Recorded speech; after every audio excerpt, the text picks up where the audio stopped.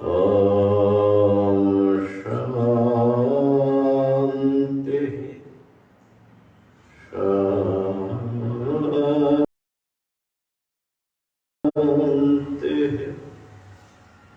शांति।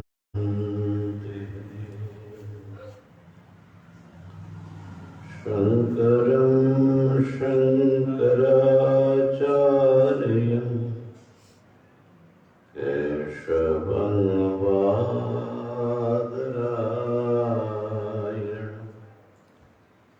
सूत्रभाष्यकृतौ वन्दे भगवन्तौ पुनः पुनः। ईश्वरो गुरुरात्मेति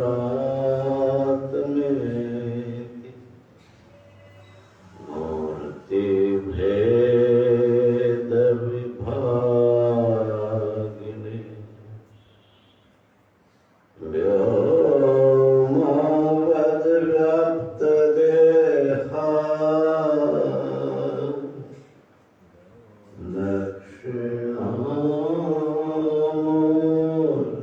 दक्षिणामूर्तये नमः। ॐ शान्तिः शान्तिः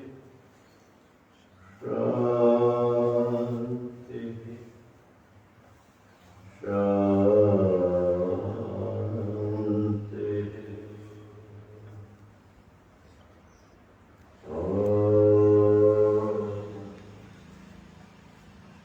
हरि ओम।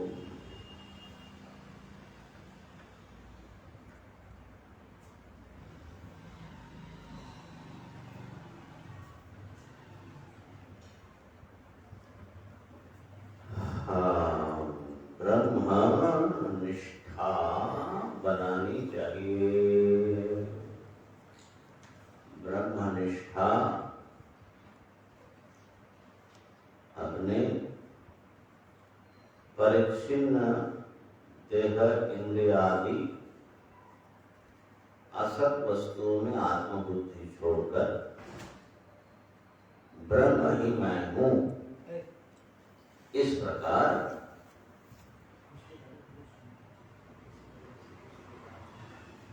निष्ठा माने इस प्रकार की दृष्टि, उसमें स्थिति बनानी चाहिए। ऐसा बनाना चाहिए कि मैं अब्रह्म हूँ, ऐसा कभी भी प्रतीत ना हो।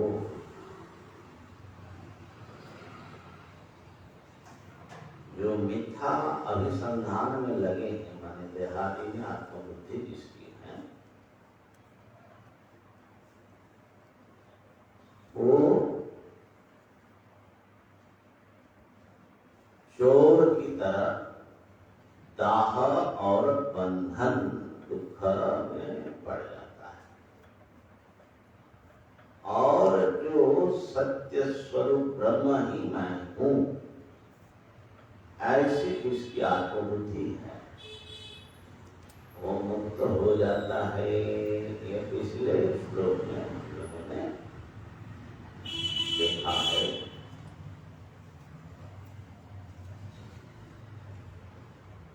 चोर जो है,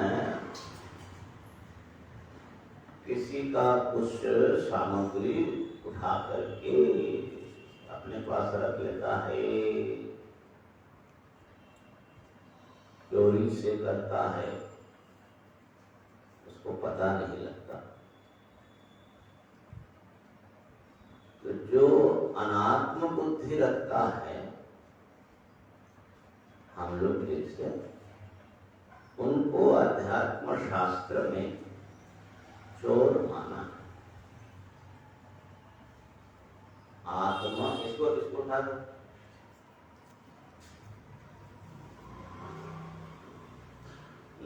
ऐसा नहीं खींचते, सारा सिलबट्टा पड़ेगा।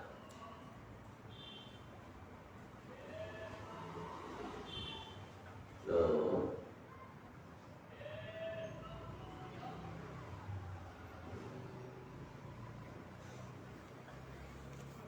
कल मैंने सुना था कि अन्यथा संतमात्मानं अन्यथा प्रतिपद्यते किं तेन न कृतं पापं चोरेण आत्मापहारेण।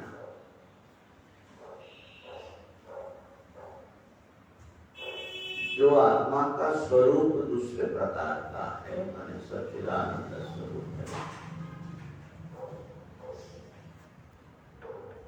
ऐसे आत्मा को जो देह आदि जरा मरण से परिच्छिन्न वस्तु के रूप में समझ रहा,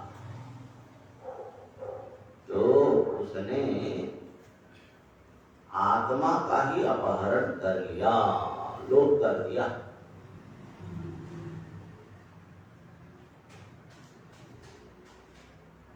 मैंने असली आत्मा गायब हो गई। हुआ कि नहीं हुआ? आत्मा गायब है, अनात्मा आत्मा बन के बैठा हुआ है।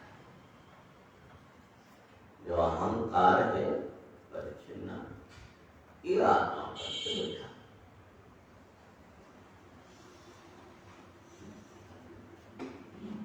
तो ईशावास्य उपनिषद में भी है और गीता जी में भी है। एक और कठोर शब्द है आत्मघाती, आत्मघात।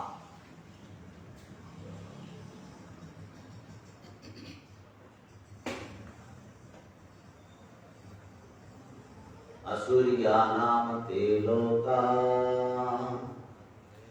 अंधेन तमसावृता तांस्ते प्रत्यभिगच्छन्ति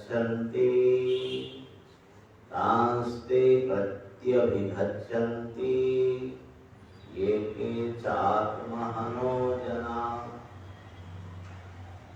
जो आत्महनो जना माने आत्महत्याकारी, आत्मघाती लोग है, वे लोग अंधकार मय लोक जहाँ सूर्य का प्रकाश नहीं है, असूर्य लोक, दूसरा अर्थ है असुरों का लोक, उस लोक जो कि अंधेन तमसा पिता है। तमस माने अंधकार, उसका विशेषण दिया अंध। ऐसा अंधकार की व्यक्ति अंधा जैसा हो जाए, आंख रहना न रहना एक ही। इतना घना गाढ़ा अंधकार जब होता है तो उसको बोलते हैं अंधतमस, अंधेन तमसावृता। ऐसे लोगों में वे लोग मरने के बाद जाते हैं जिन्होंने आत्महत्या कर लिया। आत्महत्या माने सुसाइड नहीं है, हम लोगों की बात हो रही है।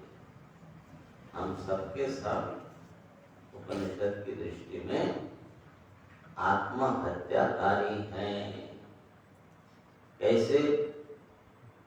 क्योंकि आत्मा आपके पास है कि नहीं है? नहीं, आत्मा को आपने खत्म कर दिया। आत्मा तो ब्रह्म का नाम है, सच्चिदानंद स्वरूप है। कहाँ आपको अनुभव में आ रहा है? आप किसको आत्मा मान रहे हो? इस शरीर को, देह, इंद्रिय, प्राण, अहम को, ये आत्मा है क्या? तो जो असली आत्मा है उसको आपने मार दिया कि नहीं मार दिया? नहीं है, यही मारना होगा। तो जो अनात्मा को आत्मा समझता है और आत्मा को आत्मा नहीं समझता है, वो सबके सब आत्मघाती लोग है, आत्महा है। और सबसे बड़ा अपराध क्या होता है? आत्मघात करना। तो इसलिए कहाँ किस रूप में जाना पड़ेगा इस अपराध के फल स्वरूप। ऐसे अंधकारमय लोग जहाँ पर शरीर इंद्रिय आदि को ही आत्मा समझा जाएगा और विवेक विचार भी नहीं आएगा। पशु पक्षी कीड़े मकोड़े ये सब क्या है, उनको तो विचार की योग्यता तक समाप्त हो जाती है। आत्मा अनात्मा का विवेक की योग्यता भी नहीं रहती है। ऐसे लोग में पहुंच जाते हैं। इसलिए आत्महत्या रूप महान पाप से बचो। गीता जी में आया है, समं पश्यन् हि सर्वत्र समवस्थितमीश्वरं न हिनस्त्यात्मनात्मानं ततो याति परां गतिम्।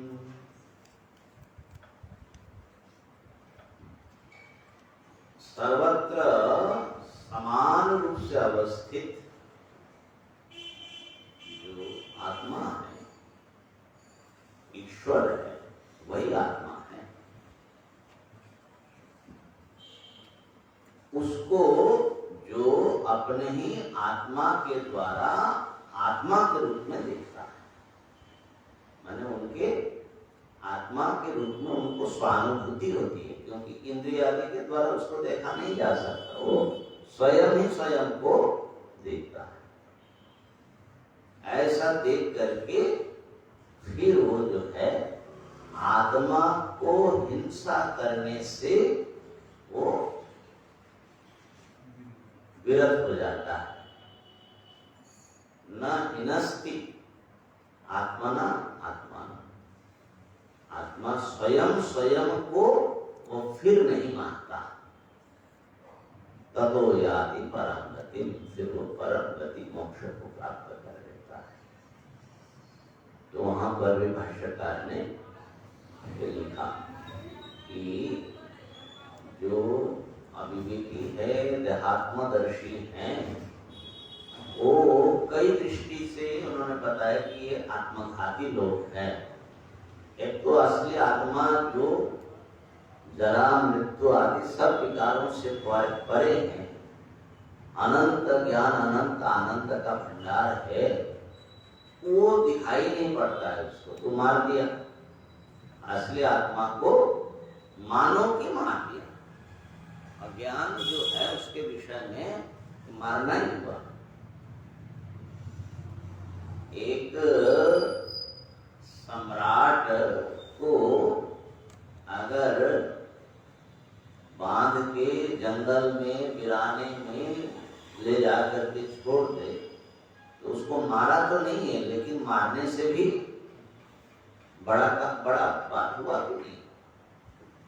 तो एक तो असली आत्मा को मारा, लेकिन उतने में भी वो रुकता नहीं है।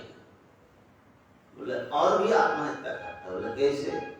बोले जिसको उसने आत्मा माना, देह आदि के संघात को, इसको भी बार बार ये भी नष्ट होता है और बार बार पैदा होता है, बार बार मारता है अपने कर्म के कारण, अपने अज्ञान के कारण। इसका भी वो हत्या करने वाला है। तो अब इतने आत्महत्याकारी, माने इसको समझाने की कोशिश करते हैं कि हम लोगों ने हमारे द्वारा जो हम अपने आत्मा के स्वरूप का आविष्कार नहीं किया है, कितना बड़ा अनर्थ हम कर रहे हैं। इसका विवेक, इसका बोध, इसका आभास तक हम लोगों को नहीं है। तो इस प्रकार से ऐसे आत्मघाती न बनिए, आत्मचोर मत बनिए। सत्य स्वरूप ब्रह्म को ही, परमात्मा को ही आत्मा के रूप में आविष्कार करके मुक्त हो जाए, कृतार्थ हो जाए। ये प्रसंग चल रहा है। 333वां श्लोक हुआ था, 334, 334। अच्छा, ये यूट्यूब में नहीं जा रहा है बाबा? कल वाला गया? नहीं गया, फेसबुक में जा कई अच्छा, फेसबुक में है, कई यूट्यूब में अपलोड नहीं हुआ। यति रसदनुसंधिं बंध हेतुं विहाय, यति रसदनुसंधिं बंध हेतुं विहाय, स्वयमयमहमस्मीत्यात्मदृष्टैव तिष्ठे, स्वयमयमहमस्मीत्यात्मदृष्टैव तिष्ठे, सुखयति ननु निष्ठा ब्रह्मणि स्वानुभूत्या, सुखयति ननु निष्ठा ब्रह्मणि स्वानुभूत्या, हरति परमविद्या कार्य दुःखं प्रतीता, हरति परमविद्या कार्य दुःखं प्रतीतम्, यति रसदनुसंधिं बंध हेतुं विहाय, स्वयमयमहमस्मीत्यात्मदृष्टैव तिष्ठे, सुखयति ननु निष्ठा ब्रह्मणि स्वानुभूत्या, हरति परमविद्या कार्य दुःखं प्रतीतम्। यति ही ऐसे तो यति पद का सीधा अर्थ होता है सन्यासी, और साधक अपने लिए भी कर सकते जो मुमुक्षु, यति माने यत्नशील जो साधक हैं। असद अनुसंधिं विहाय, असत्य जो देहादि हैं उसमें आत्मबुद्धि को छोड़ करके विहाय, असद अनुसंधिं। अभी हम लोग असद अनुसंधान करते हैं, ये मैं हूँ, ये मैं हूँ, जो मैं नहीं। क्यों छोड़ना है? क्योंकि बंध हेतु, ये बंधन का कारण है। बंधन हेतु देहादि मिथ्या पदार्थों में आत्मानुसंधान को छोड़ करके, प्रथम पद का अर्थ हो गया, प्रथम पाद का। दूसरा कह रहे स्वयं अयम अहम अस्मि, अहम मैं, यह स्वप्रकाश ब्रह्म स्वयं हूँ, मैं स्वयं ब्रह्म हूँ, और मैं स्वयं ब्रह्म हूँ इसी परोक्षणी अयम, मैं स्वयं यह नित्य परोक्ष ब्रह्म तत्व हूँ।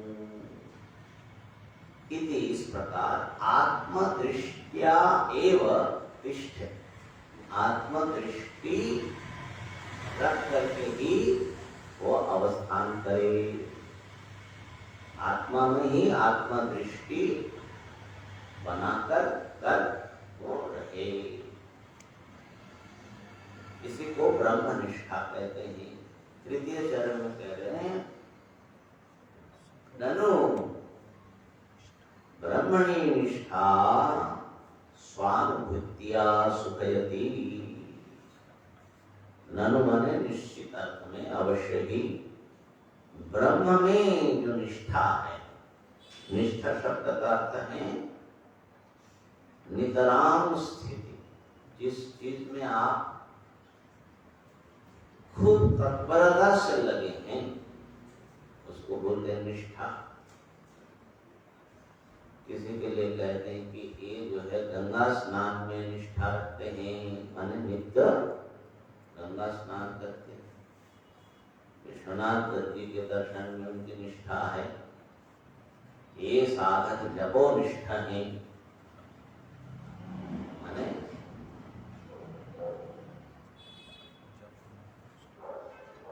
अन्य सब कर्मों को गौण करके उसी में वो दिन रात लगा है, उसको बोलते हैं निष्ठा।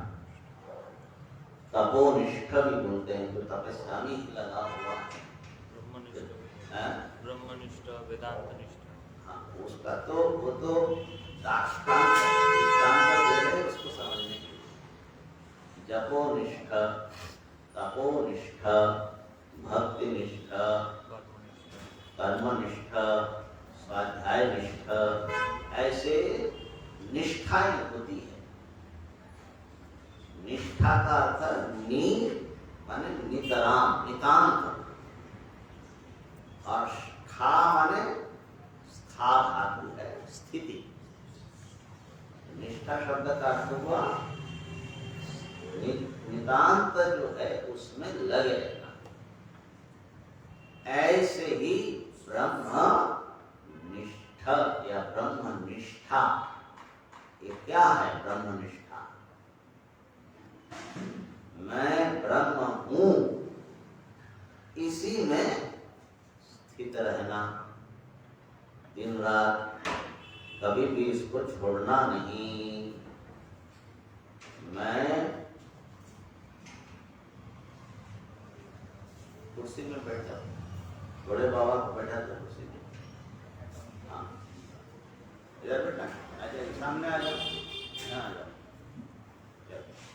नीचे बैठना है, कुर्सी में बैठो। महान। तो ब्रह्मनिष्ठा, हाँ क्या समाचार है महाराज? कोई चिंता की बात नहीं ना? ठीक हो जाएगा, दवा थोड़ा स्नान नहीं किए तो 4 दिन से। ठीक है, आराम करो। तो ब्रह्म में निष्ठा, मैं ब्रह्म हूं, इसी वृत्ति या बुद्धि या अनुभूति में स्थित है।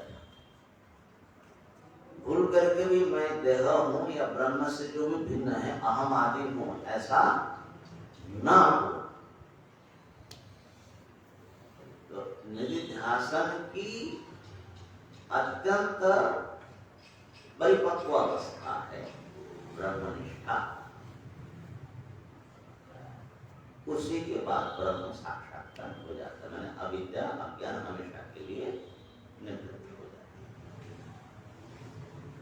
गीता जी में भगवान ने 2 निष्ठा की बात कही, लोकेस्मिन द्विविधा निष्ठा।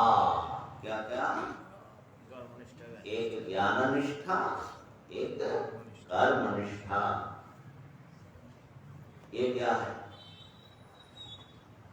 ज्ञान निष्ठा क्या है और कर्म निष्ठा क्या है? कौन बताएंगे? ऐसा सुने हो क्या? प्रतिभा जी माइक दे दो।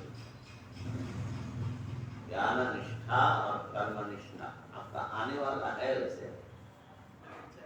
हाँ,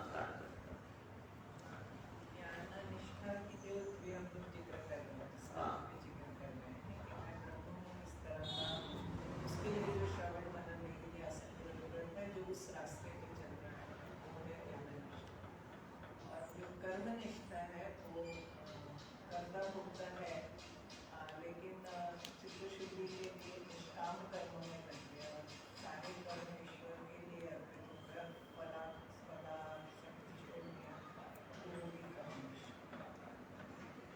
बढ़िया बता दिया। तो ज्ञान निष्ठा है कि मैं,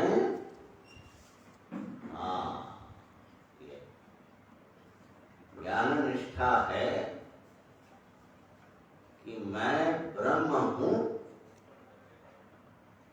मैं कर्ता भोक्ता या सीमित कोई चेतन तत्व नहीं। ये जो अद्वैत दृष्टि है, उसी को ज्ञान निष्ठा माने ब्रह्म निष्ठा का ही नाम है ज्ञान। ब्रह्म ही आत्मा है, इसमें जिसकी वृत्ति स्थिर हो गई, वही स्थित प्रज्ञ। स्थित प्रज्ञ को थोड़ा ब्रह्मनिष्ठा का एक पर्यवसान है, ब्रह्मनिष्ठा से साक्षात्कार होगा, फिर उसको प्रयास भी नहीं करना पड़ता है, उसकी स्वाभाविक स्थिति।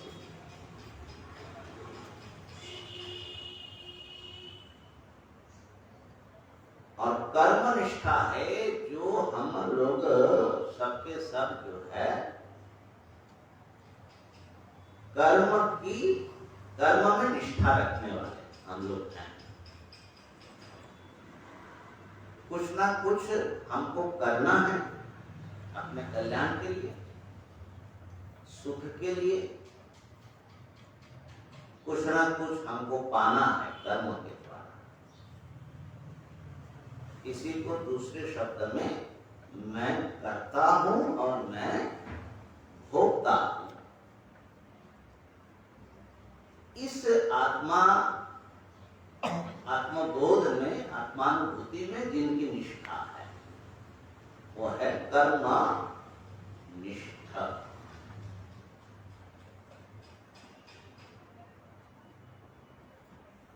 तो दोनों प्रकार के लोगों के लिए साधना उपदेशाला है। जिनको खोपड़ी में कभी ये घुस ही नहीं पा रहा है कि मैं ब्रह्म हूं, घुसना कोई मामूली बात नहीं है। बड़े बड़े साधक को नहीं घुसता है, बड़े बड़े भक्तों को नहीं घुसता है। क्यों? भक्त भगवान आदि द्वैत रख कर के ना होता है। तो कर्म निष्ठा की भूमि में दुर्जन से लेकर के महाजन तक ये सब के सब कर्म निष्ठा की भूमि में आता है, कर्मनिष्ठा की श्रेणी में आता है।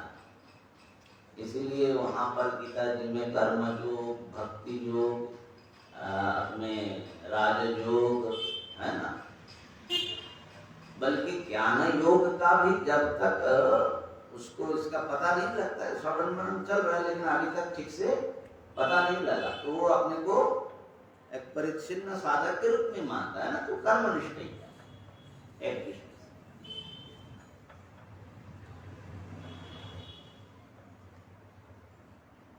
चाहे कुंडलिनी योग, क्योंकि वो परिच्छिन्न एक व्यक्ति मैं हूं, इस चेतना के आधार में सारी साधनाएं कर रहा है। ये सब के सब कर्मनिष्ठा है। तो भगवान ने दोनों को अलग बना दिया, बिल्कुल, और अलग बनाना ही पड़ेगा। जो अपने को अकर्ता अभोक्ता सर्वव्यापी एक अविनाशी ब्रह्म तत्व के रूप में देख रहा है, जिसके लिए कुछ करना नहीं, कुछ पाना नहीं, जो परिपूर्ण रूप में विद्यमान है, उसकी साधना क्या होगी? एकदम अलग हो जाएगा कि नहीं हो जाएगा? इसीलिए गीता जी में ये दो निष्ठा का विभाजन जो है आपके द्वितीय अध्याय से ही शुरू होता है। वहां पर भी आत्मस्वरूप का वर्णन करके फिर कर्मयोग का वर्णन आता है, और सिद्ध प्रज्ञ में उनका आत्मस्वरूप जिन्होंने प्राप्त कर लिया वो ज्ञाननिष्ठ ब्रह्म केशा ब्राह्मी स्थिति पार्थ नहीं नाम प्राप्त भूमि, ब्रह्म में जिनकी आत्मा के रूप में स्थिति हो गई, ठीक है ना? तो दोनों निष्ठा है। जो लोग ब्रह्मनिष्ठ है, कर्मनिष्ठ के बारे में जैसे बताया, जो लोग कर्म कर रहे हैं किसी भी प्रकार, चाहे अपना उन्नति के लिए साधन जीवन या कर्जित कर्म, लेकिन जो ब्रह्मनिष्ठ है उनको भी तो कुछ कर्म करना पड़ता है। जैसे हम लोग साधन जगत में हो, बाह्यिक क्रियाकलाप जो है उनको भी तो कुछ कर्म होता है। जो कर्म होता है कि कर्म करना पड़ता है? क्या क्या बताना चाह रहे हैं? कर्म करना पड़ता है, करना पड़ता है। भगवान जी श्री कृष्ण ने बोला बिना कर्म में कोई नहीं रह पाएगा। कौन नहीं रह पाएगा? वहां भी बताया, ज्ञानी उसके लिए बताया। और ज्ञानी तो कभी कुछ करता ही नहीं है, कर्मणि अकर्म जब पश्य, ठीक है ना? ज्ञानी के लिए भगवान ने बताया नहीं व किंचित करोमीति, कुछ भी मैं नहीं करता हूं। युक्तो मन्येत तत्त्ववित्, पंचमाध्याय में ये भी बात आई ना। तो इसीलिए देखा एकदम अलग माने लेवल है भैया, ये इसको बिल्कुल दिमाग में घुसा लेना, नहीं तो सारे गीता का अर्थ सारा मिक्स करके पठन कर, बड़े बड़े व्याख्याता भी ऐसा पठन कर करता मानता है वो मूड ऐसा भी। हाँ मान कहते हैं। तो ये जो वहां पर द्वितीय अध्याय में आया ना, यावानर्थोदपानि सर्वतः संप्लुतोदके तावान सर्वेषु वेदेषु ब्राह्मणस्य ज्ञानम्। जिन्होंने जान लिया ब्रह्म को आत्मा के रूप, उसकी स्थिति क्या है? उस ज्ञान जो है महासमुद्र, आनंद समुद्र के समान है। तो उसको किसी भी प्रयोजन के लिए किसी के पास हाथ फैलाना पड़ेगा। तो उदपान माने छोटे छोटे कुएं का जितना प्रयोजन उसको रह जाता है, ऐसे ही ज्ञानी के लिए कर्मों का वैसा ही प्रयोजन रह जाता है। मैंने प्रयोजन रहता नहीं है। और एक बात वहां पर सिद्ध प्रज्ञा में आएगा, या निशा सर्वभूतानां तस्यां जागर्ति संयमी, यस्यां जागृति भूतानां सा निशा पश्यतो मुनि। जहां पर सब प्राणी सो रहा है, वहां पर जगा हुआ है संयमी ज्ञानी स्थित प्रज्ञ ब्रह्मनिष्ठा। ठीक है। और जहां पर सब लोग जग रहे हैं, वो जो है ज्ञानी के लिए वो रात के समान है। क्या मतलब है? वस्तु जगत बाह्यिक जगत में हम लोग जगा हुआ है, सोए हुए हैं। तो क्या ज्ञानी मान को समाधि लगा करके बैठ गए? महाजागृति। तो बहुत लोग ऐसा व्याख्यान करते, बड़े बड़े पंडित भी संप्रदाय से नहीं पढ़े ना भाई, जो साधक हैं वो रात को जगह जगह साधना करता है। क्या कहे भाई, ऐसे लोग भी पंडित कहलाते हैं। बहुत सारे ऐसा भी है साधक, हाँ? रात को सारा रात जागते हुए हाँ। जॉब नहीं वो है तो करे, लेकिन वो गीता जी में उन लोगों की बात नहीं कह रहे।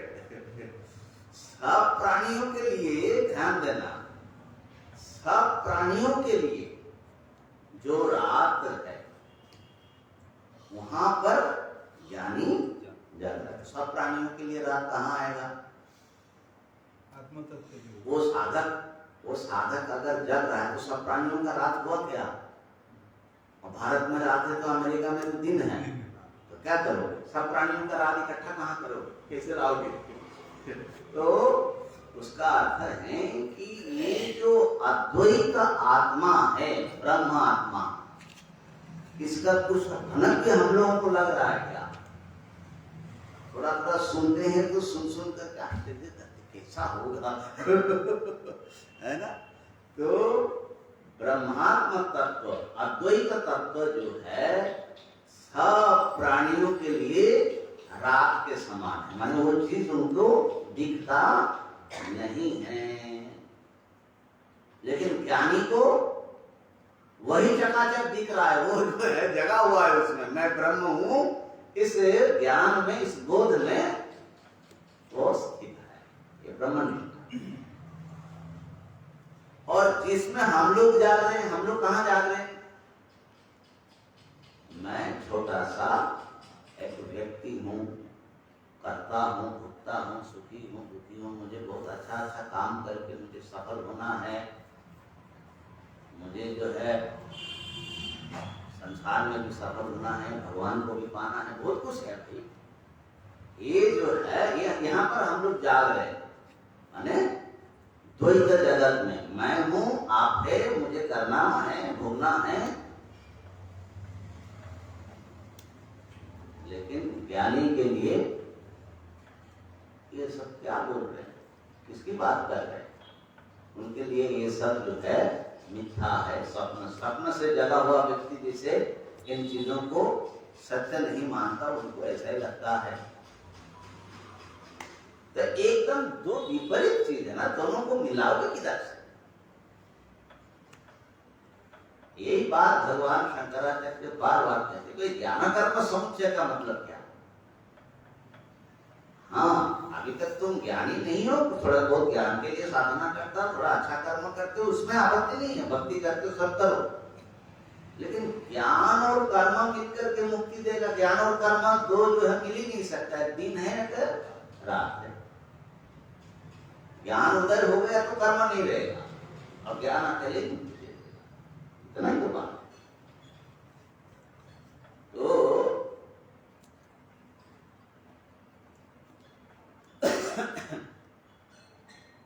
ये जो है काको लोकन शिवायम संसार ज्ञानवेदिनः, सुरेश्वराचार्य जी लिखते हैं ये दिन और रात असल में क्या है, जैसे काक और उलूक का दिन रात है। काक को जानते हो ना, कौवा, काका, उल्लू, उल्लू, पेचक। अब जो है काक जहां जग रहा है, उल्लू वहां, अरे भाई अंधकार आ गया, रात आ गया, चलो सो जाओ। उल्लू वहां सो रहा। तो काक के लिए दिन, उल्लू के लिए रात्रि, और उल्लू के लिए दिन, काक के लिए रात्रि। बताओ, उल्लू और कौवा दोस्ती करके एक साथ में विचर सकता है कि नहीं सकता? बोले चलो घूमे आए भाई, किधर घूमने जाओगे? दिन में वो नहीं, उल्लू नहीं घूम सकता, रात में जो है कौवा नहीं घूम सकता। ऐसे ही संसार में, संसार की दृष्टि जो है, संसार के प्रति अज्ञा और आत्मज्ञ, आत्मवेदी, दोनों का ऐसे ही।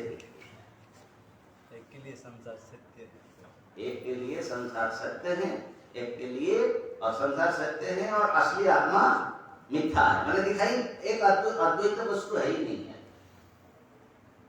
और दूसरे के लिए दूसरा। समझ लो काक जो है वो ज्ञानी है, और जो उल्लू है वो अज्ञानी है। रात में विचरते हैं, तो हम लोग रात में विचरते हैं द्वैत भूमि पर जो विचरते हैं ना। तो ये है दोनों निष्ठा महाराज बिल्कुल अलग अलग है। इसलिए गीता जी के बाद जब समझोगे तो एक निष्ठा का स्वरूप है, मैं भगवान का दास हूँ, भगवान का सेवक हूँ, मैं अलग, भगवान सबका मालिक। तो कर्म, भक्ति, योग आदि सब कुछ इस निष्ठा में, ठीक है। और दूसरा जो है मैं ईश्वर हूं, ईश्वर ही मैं हूं, मैं ही ईश्वर, दूसरा वस्तु है। अब बताओ दोनों को कैसे, मैंने सामंजस्य किधर से करो? एक जो ईश्वर को अपने आत्मा रूप में जानता है, और जो एक ईश्वर को अपने से भिन्न प्रभु आदि के रूप में जानता है, दोनों का अनुभव, दोनों का बर्ताव एक नहीं होगा। ये लोग कितना महापापी है, आपने को भगवान को। हाँ, क्योंकि वो जो है असल में जो ये कहते हैं कि देखो कितने अहंकारी है, कितना जो है असुर है, ईश्वरों को हम बोलते हैं, मैं ईश्वर को बोलते हैं। तो क्या होता है जब किसी दार्शनिक दर्शन या किसी आध्यात्मिक अनुभूति की आप आलोचना करते हैं, खंडन करते हैं, तो उसमें सबसे पहले तो वो क्या अनुभव कर रहा है, क्या कह रहा है, उसको आपको समझना है। फिर उसमें दोष है तो उसको दिखाना। तो ज्यादातर जो अद्वैत के आलोचक है, एक तो वो समझ ही नहीं पाया कि अद्वैतवादी क्या कहना कह रहे हैं। माने अहंकार को, सबको, नाम रूप को बाधित करके वो बोल रहा है। वो जो बोल रहा है कि मैं ब्रह्म हूं, उसका ये मैं जो है, ऐसा नहीं कि तुम ब्रह्म नहीं हो, ऐसा नहीं है उनका। हमारे बात को तो अहंकार किधर से आया? एक तो नॉन अंडरस्टैंडिंग, माने अज्ञानता, ना समझना, ना समझी। दूसरा है मिसअंडरस्टैंडिंग, जो हम लोग कहते नहीं है, ऐसा उल्टा कुछ समझ करके वो हमारे ऊपर दोषण देता है। तीसरा एक दोष है, समझता है लेकिन आग्रह के कारण विकृति करके वो उनका तो सुधारना संभव नहीं है ना। बुद्धि है, समझता भी है कि अद्वैतवादी क्या कहना चाह रहे हैं, लेकिन फिर भी आग्रह इसी द्वैत की सत्यता में होने से वो अस्वीकार है। कोई बात नहीं। मैंने रघुनाथ शिरोमणि जी नव्य न्याय के शिरोमणि है, ऐसा जो है विद्वान, न्याय शास्त्र को, तर्क शास्त्र को बहुत अपने योगदानों से उन्होंने समृद्ध किया। खंडन खंडक हत्या पर उन्होंने टीका लिखी, खंडन कार पर बहुत श्रद्धा उन्होंने प्रकट किया। खंडन में मंगलाचरण आता है ना, खंडन में खंडन खंडक हत्या में मंगलाचरण करते हैं श्री हर्षण। तो बोले कि मंगलाचरण क्यों कर रहे?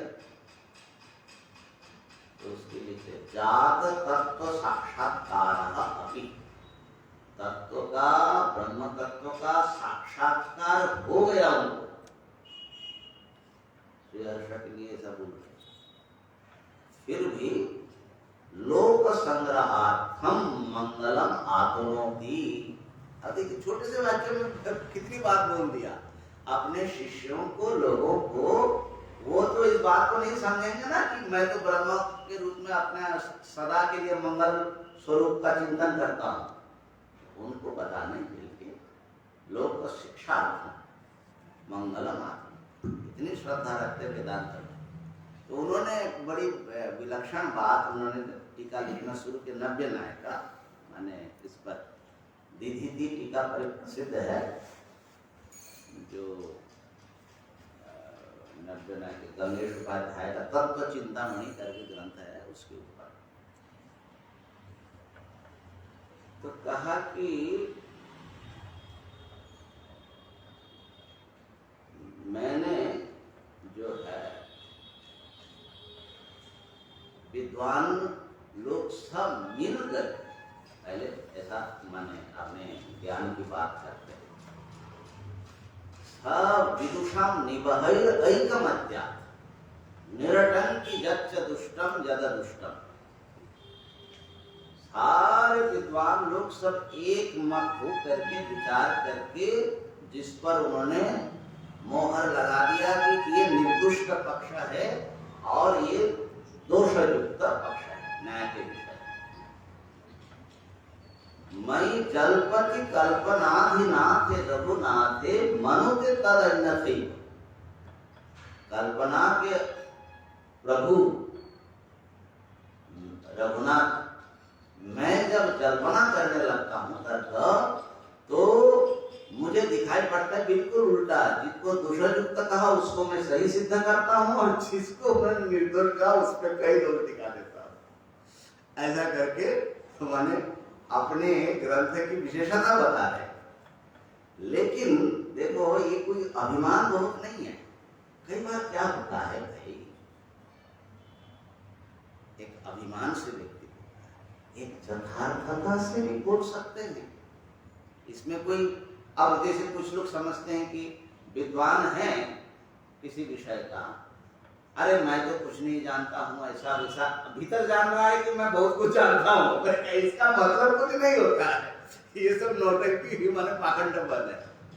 अगर हम जानते हैं कि भाई ये गड़बड़िया जो है इतने परंपरा में, ये इतने दोषयुक्त पक्ष मैंने देखा है और उसको संशोधन इस ढंग से किया है, तो वो यथार्थता को ख्यापन कर सकता है। कोई जरूरी नहीं तो वो अभिमानी वचन क्यों, उसके बाद फिर क्या कहते हैं कि विद्वानों से मैं हाथ जोड़ करके निवेदन करता हूं कि आप जो हैं मेरी रचना में दोष दिखाई,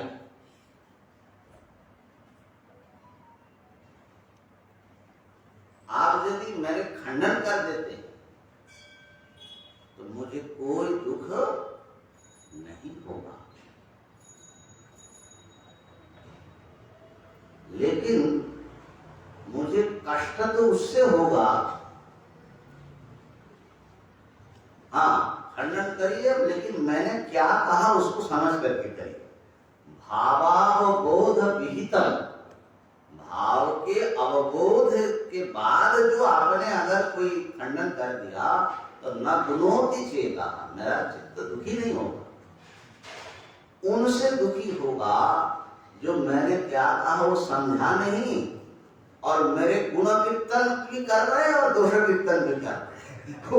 उनकी स्तुति से भी मुझे दुख है और उनकी निंदा से तो मुझे दुख है।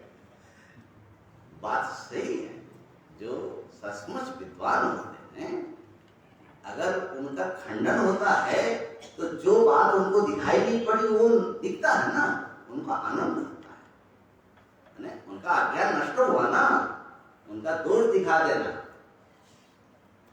वो और आगे बढ़ सकेगा, वो और आगे बढ़ सके, उनका अज्ञान नष्ट हुआ, उस पर और अनुसंधान हो गया।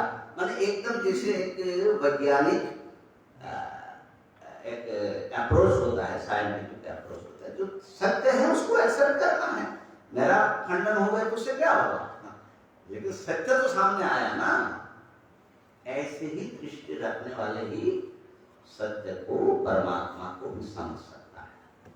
तो ये जो बोलते नाम जप करना है, तो उसमें कहा गया जब जप करोगे, जप करते करते एक टाइम ऐसा आएगा, नाम और नामी, नाम नामी और जो जप कर रहा है वो तीनों एक हो जाएगा। तो ये जो बात है मुझे लगता है तो द्वैतवादी के भाव धरा है, द्वैतवादी का भाव धरा है, बोलना है, लेकिन ये तो अंतिम में जाके अद्वैत में ही मिलन हो रहा है। अच्छा प्रश्न है, बात समझ में है। जब आप करते हैं ना बड़े प्रेम से और निष्ठा से, सदुदीर्घ काल नैरंतर्य सत्कारा से कहा, तो मंत्रार्थ जो वैश्य देवता है और वो एक होता है, वो द्वैतवादी नहीं है स्वामी जी। किसी भी ध्यान या समाधि में जो ध्येय वस्तु होता है उसके साथ ध्याता का एकात्मता की अनुभूति होती है, लेकिन वो अनुभूति जो है ध्यान से, भावना से पाया गया है। ये भावनात्मक अद्वैत है, लेकिन वास्तविक अद्वैत नहीं है, वो भावनात्मक अद्वैत है। जैसे समझ लो कि किसी माँ को अपने बेटे से बहुत प्रेम है, बहुत आसक्ति है, ठीक है ना, तो बेटा सामने बैठा है, अब बेटे को मच्छर काटता है तो उनको लगता है कि मुझे काट, तो सामने बेटा दिख रहा है, लेकिन वो उनको ऐसा लगता है कि मैं ही वहां बैठी हूँ। इतना जो है उनमें आत्मीयता, ममता होती है ना, तो ऐसे व्यवहार नहीं होता है। तो जो ध्यान में एकाग्रता लगा करके वहां वहां पहुंचा है उसको ऐसा होता है, लेकिन ध्यान छोड़ देगा तो वो स्थिति मिट जाएगी। इसलिए वो चीज नहीं, वो अलग है। वो भक्ति जगत की या ध्यान जगत की बात है, वो ज्ञान की बात है।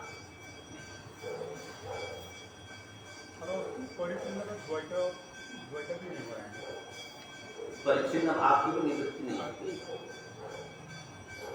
तो इस प्रकार से हम कहां से कहां पहुंचे? गीता जी की दो निष्ठा है ना, कर्म निष्ठा जो है, कर्म निष्ठा और ज्ञान निष्ठा।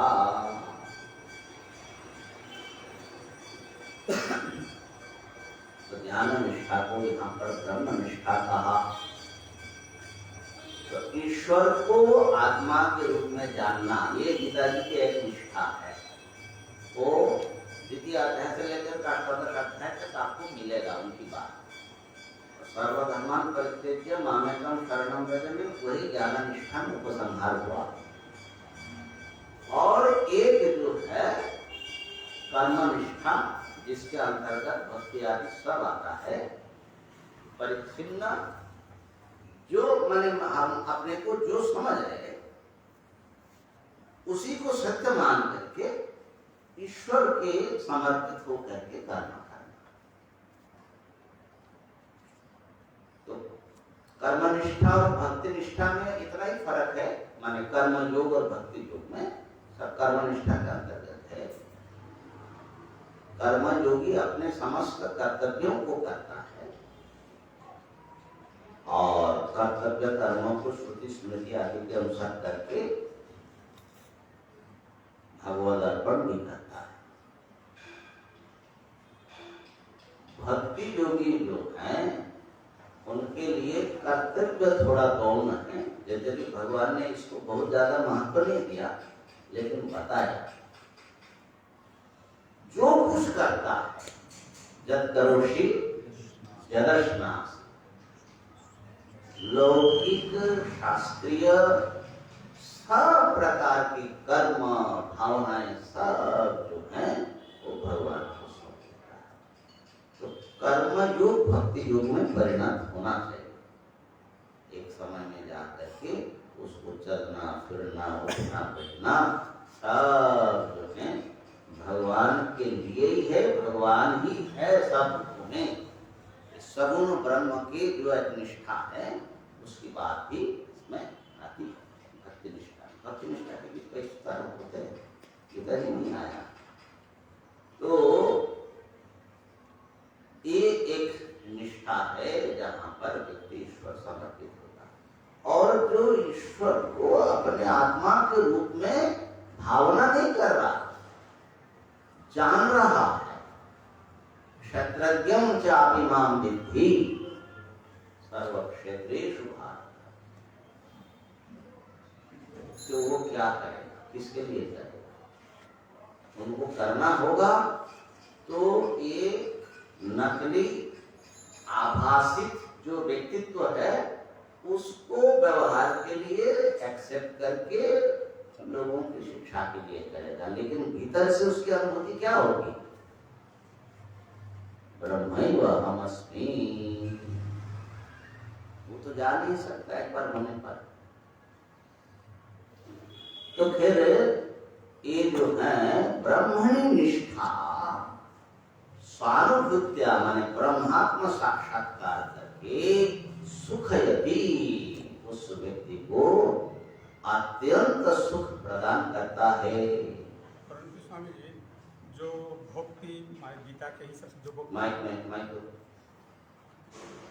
जो आपने अभी भक्ति के बारे में जो बात बता रहे थे, तो उसमें भक्ति जो करते हैं तो भक्ति प्रवृत्ति होगी, मतलब भक्ति का अंदर में बढ़ेगा ना भक्ति। तो भक्ति जो यहाँ विवेक चूड़ामणि में जो भक्ति बता है उसमें और ज्ञान में तो दूसरा तो फर्क है नहीं, जस्ट एक सीट के दो साइड के तरह है। बहुत फर्क है। मेरा साधन विवेक ले जाना, छोटा सा ग्रंथ है ना, और जो पहले जो यहाँ दिया है स्वास्थ्य अनुसंधान इति भक्ति, इस पर बता रहा हूँ ना, उसी पर एक ग्रंथ लिखा है साधन विवेक। साधन चतुष्टय में वर्णन करके फिर ये आया सस्वरूप अनुसंधानम भक्तिरित्य विधीयते सात्म तत्वानुसंधानम भक्तिरित्य अपरे जगुः।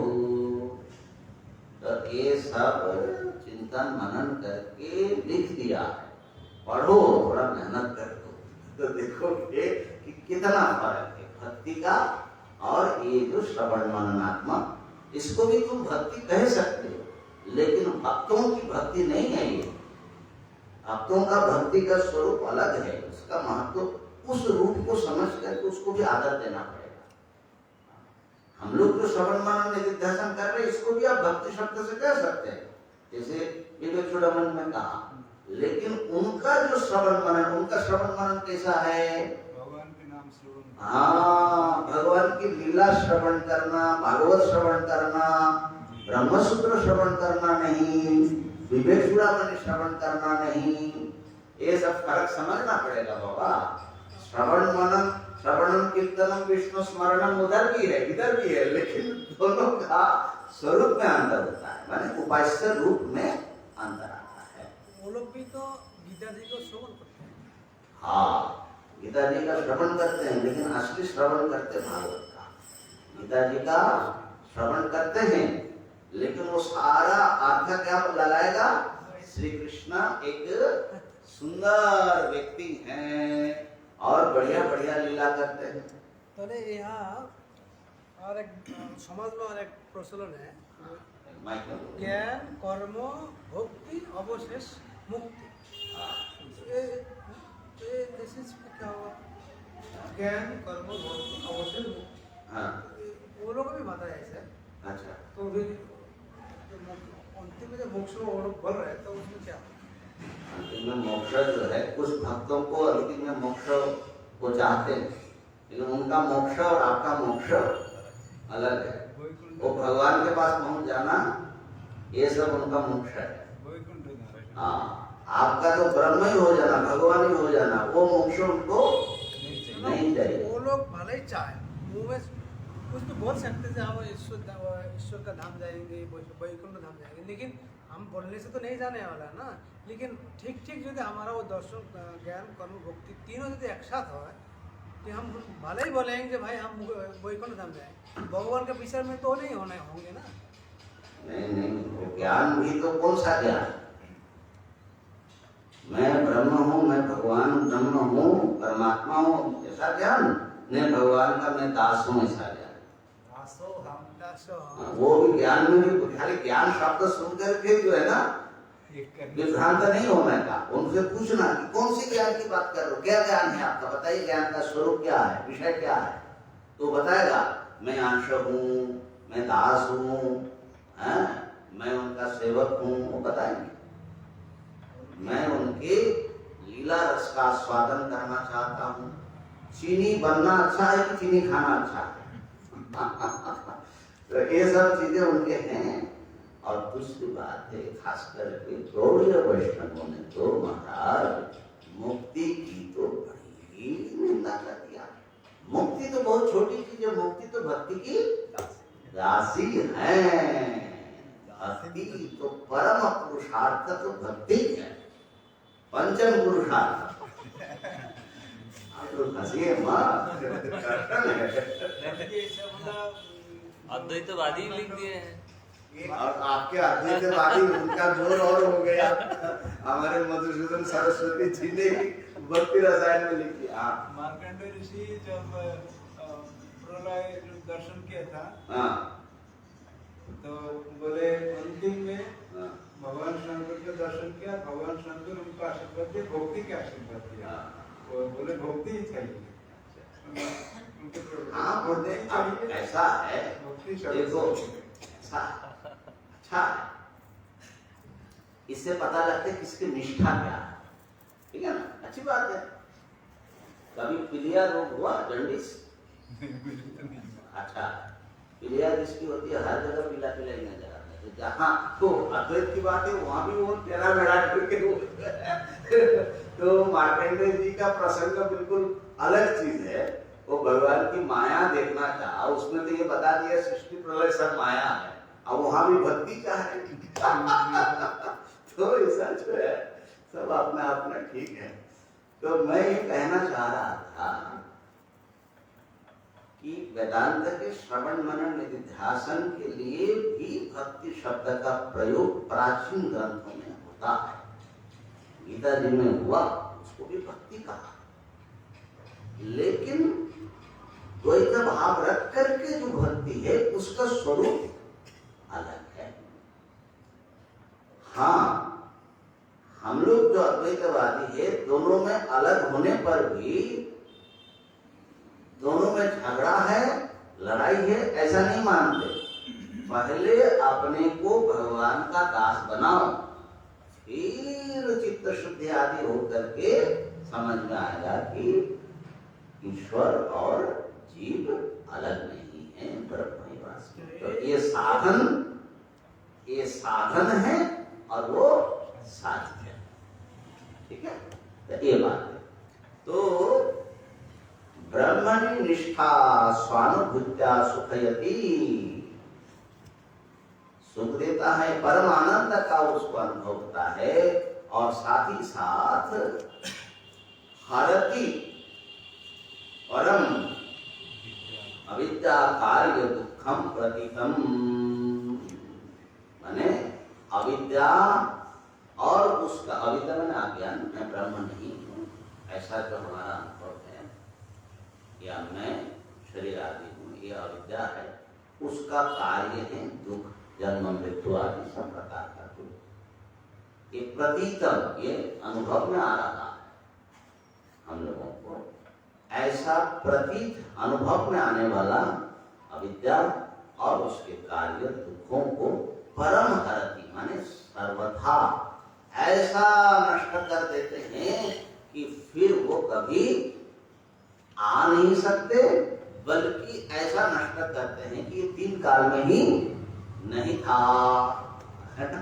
ऐसा त्रैकालिक निषेध हो जाता है।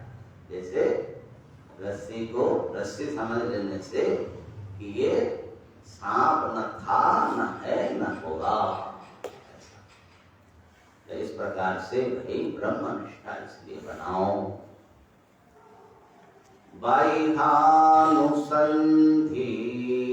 परिवर्धयेत् फलम्,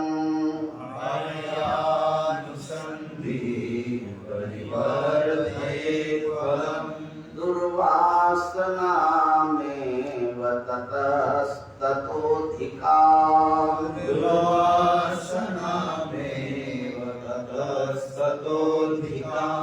ज्ञात्वा विवेकै परिहृत्य बाह्यम्,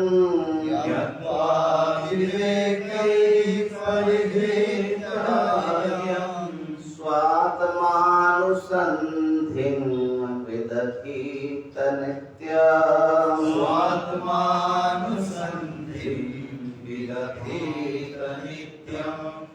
बाह्यानुसन्धि परिवर्धयेत् फलम्, दुर्वासनामेव ततस्ततोऽधिकाम्, ज्ञात्वा विवेकैः परिहृत्य बाह्यम्, स्वात्मानुसन्धिं विदधीत नित्यम्। बाह्यानुसंधि, बाह्य माने ब्रह्म से, ब्रह्म स्वरूप आत्मा से भिन्न जो भी नाम रूपात्मक माया के द्वारा प्रतीत जो कुछ पदार्थ है, ये है बाह्य पदार्थ। इनकी अनुसंधि माने इनमें आत्मबुद्धि अथवा ये मेरे हैं ऐसे बुद्धि, ये बाह्यानुसंधि, ये दुर्वासनामेव फलम् परिवर्धित, ये जो अनात्म वासना है, चाहे भोग वासना हो या अहम वासना हो, मम वासना हो, जो बंधन का कारण है, इन दुर्वासनाओं को भी ततस्ततो अधिकम, उससे भी अधिक बढ़ाता रहता है। फलम परिवर्धित, यानी जितना आप बाह्य पदार्थ में परिच्छिन्न देहादि में आत्मबुद्धि करोगे, उतने ही सांसारिक वस्तुओं को प्राप्त करने की ही आकांक्षाएं और उन्हीं क्षणिक वस्तुओं में ही आत्मबुद्धि वो बढ़ाता ही रहेगा और अधिक बढ़ता रहेगा। क्योंकि जिसका चिंतन व्यक्ति करता है वही दृढ़ होता है। ये सीधी सी बात है। और जितने देर के लिए आप आत्मचिंतन करते हो, उतने देर के लिए एक छेद बनता है हमारे जो दुर्वासनाओं का और अनात्म वासनाओं का, कि देही में हूँ आदि आदि, इसका जो एक बड़ा घना जो है काई जमा हुआ है चेतना पर, तो उसमें थोड़ा जो है उसको शैवाल जैसे काई हटाने का थोड़ा छेद बनाते हैं। छिद्र शब्द का प्रयोग किया योग सूत्र में। प्रत्यंतच्छिद्रेषु प्रत्यंतराणि। योगी जो है, जो समाहित हुआ है, जो आत्मचिंतन में समाहित है, तो उसकी वो प्रत्यय या अनुभूति जो है वो निरंतर चलता है, ठीक है। बल्कि जगने पर भी उसका मन वहीं पड़ा रहता, चलता है।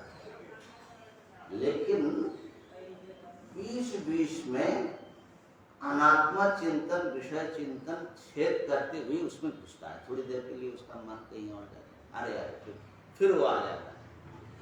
तो तत्छिद्रेषु, तो अनात्मा चिंता आत्मा चिंता में छेद करता है, ठीक है। उसके लिए उनको सावधान कर रहे हैं।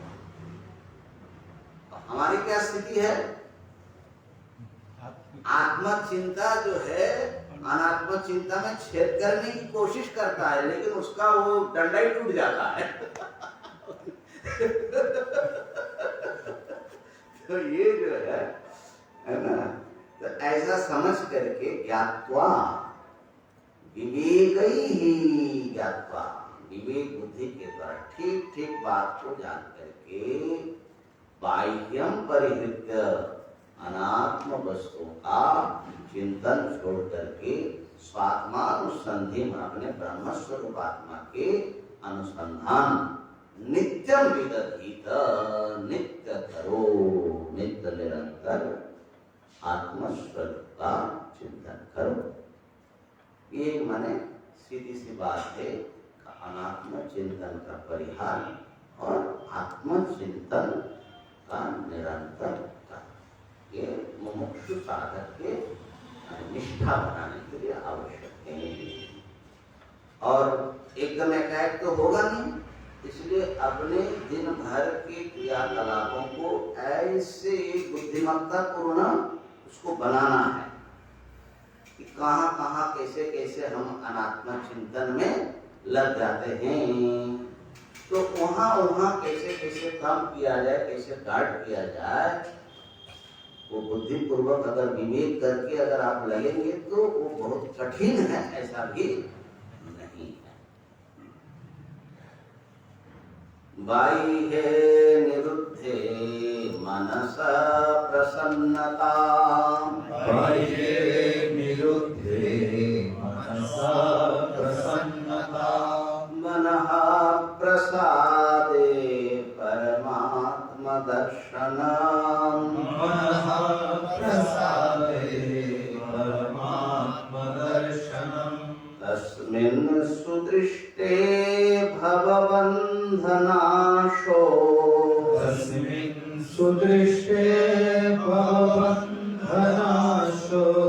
बहिर्निरोधः पदवी विमुक्तिः, बहिर्निरोधः पदवी विमुक्तिः, बाह्ये निरुद्धे मनसा प्रसन्नता, मनः प्रसादे परमात्म दर्शनम्, तस्मिन् सुदृष्टे भवबन्धनाशो,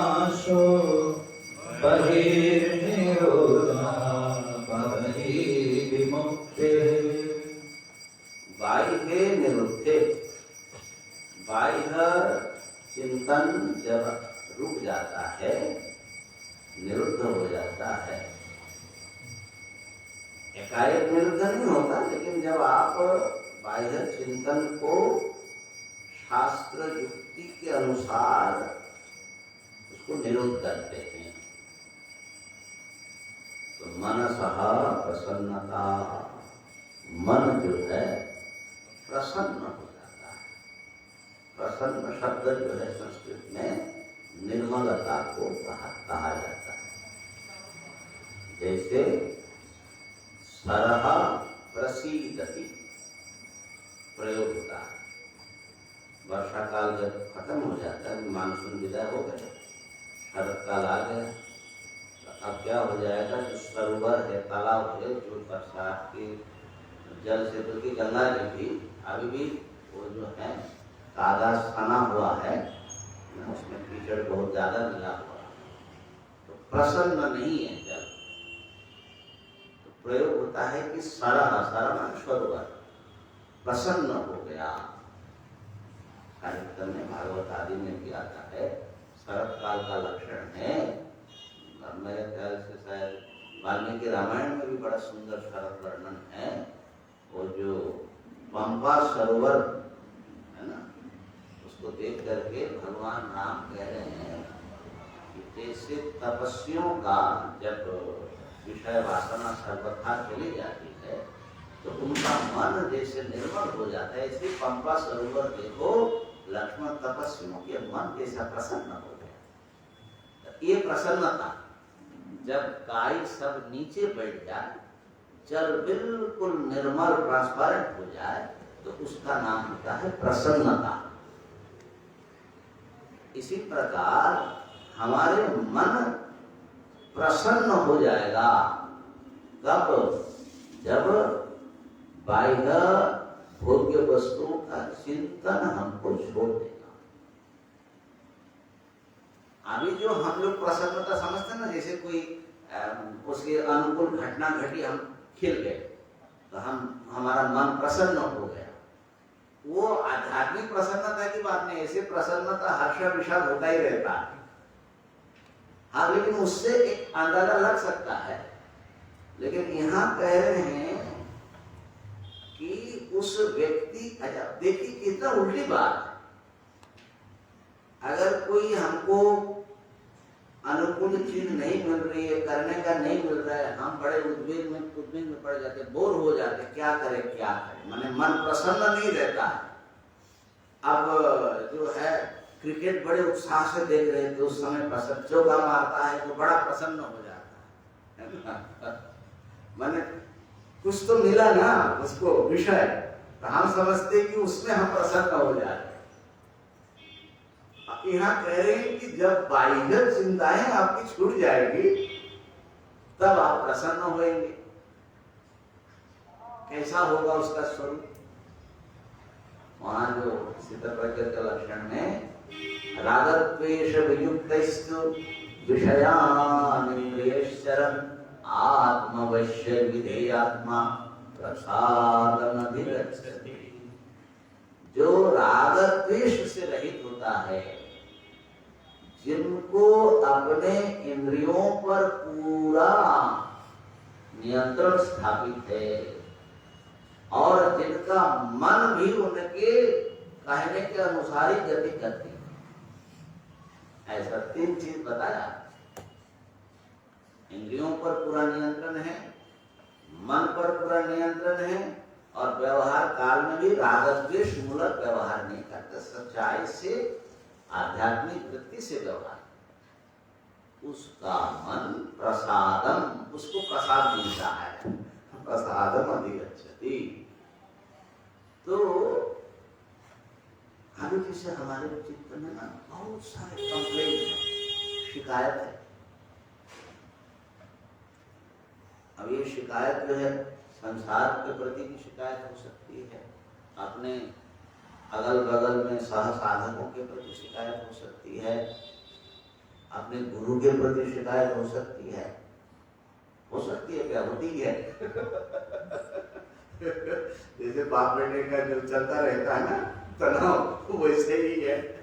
गुरु चेले का कुछ चलता ही रहता है। अभी जैसे स्वामी जी ने कहा हमारे निवारण महाराज ने कि गुरु छोड़ते ही नहीं है। तो ऐसे सारी जो वृत्तियां हैं, या किसी ने आपको कुछ कहा था कभी या कुछ दुर्व्यवहार किया था, जब भी याद आता है तो मन पैदा होता है। तो ये सब जो है इसका मतलब है कि मन गंदा है, प्रसन्न नहीं है। अब जिस समय सारा इनसिग्निफिकेंट हो जाएगा आपके लिए, कोई मूल्य नहीं, किसी के प्रति कोई शिकायत नहीं। जिस समय आपके सबके प्रति मित्रता, मैत्री, करुणा, मुदिता, उपेक्षा का भाव होगा, भावना का चित्त प्रसादन, उस दिन समझना कि आपका चित्त प्रसन्न हो गया। तो जब बाह्य चिंताएं मुक्त हो जाते हैं ना व्यक्ति, मेरा क्या होगा, कैसे होगा, ये सब तो नाना प्रकार की चिंताएं हमारे भीतर रहती है। बहुत बार तो हमको समझ में भी नहीं आता कि कितनी बड़ी बड़ी चिंताएं हमारे दिल पर बोझ बन के चल रही, बहुत बार समझ में नहीं आता। तो ये सब जब निकल जाएगा महाराज तो मन प्रसन्न हो जाएगा, और मन प्रसन्न हो जाएगा तो क्या होगा, मन प्रसादे परमात्मा दर्शन, भगवान का दर्शन हो जाएगा। देखो भगवान का दर्शन कठिन नहीं है, क्योंकि भगवान तो सदा सर्वत्र उपलब्ध है। असली चीज जो है हमारे जो है आंख ठीक नहीं है, वो गड़बड़ है, भगवान तो सामने खड़े हैं भैया, ठीक है ना। मन प्रसादे परमात्मा दर्शनम, और तस्मिन सुदृष्टे, उनको अगर ठीक से देख लिया, सुदृष्टि, सुदृष्ट क्या है, उनको आत्मा के रूप में जान लिया, माने भेद नहीं रहा, भवबंधनाशः, बंधन नष्ट हो जाएगा। इसलिए ध्यान देना, विमुक्ते है पदवी, मुक्ति की पदवी माने मुक्ति प्रापक क्या है, बहिर्निरोधा, बाह्य चिंताओं का छोड़ना। ये जो है साधक के लिए ऐसे भगवान शंकराचार्य जी समझा रहे हैं ना, सरल करके समझा रहे हैं। इसलिए ये साधक को जिस विवेक से, जिस प्रयास से, इस साधना से वो अपने को बाह्य वस्तुओं के ऊपर डिपेंडेंसी या चिंता से मुक्त कर सके, केवल परमात्मा आश्रित होकर के निश्चिंत हो जाए, वैसी साधना करनी चाहिए। ओम पूर्णमदः पूर्णमिदम्